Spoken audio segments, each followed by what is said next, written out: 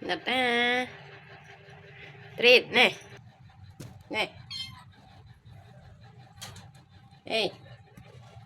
ê bữa nay vậy tao đang ngày bây là pư à lấy không khen này cho không khen này rồi nói ê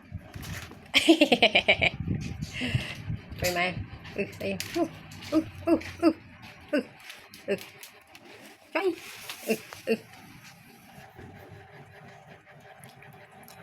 ê ê nè tít đấy chắc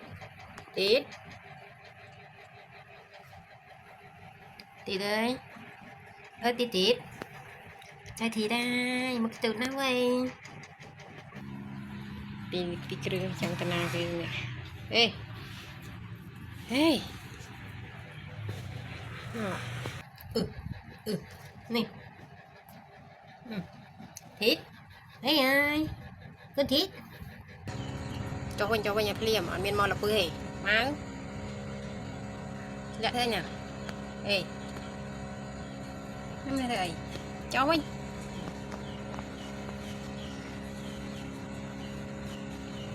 cái nhé mình bự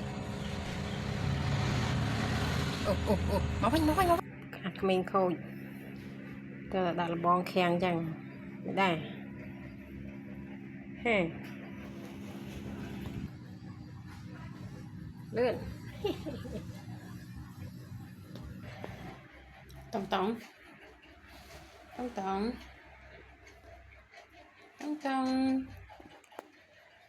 hey shoot boy tổng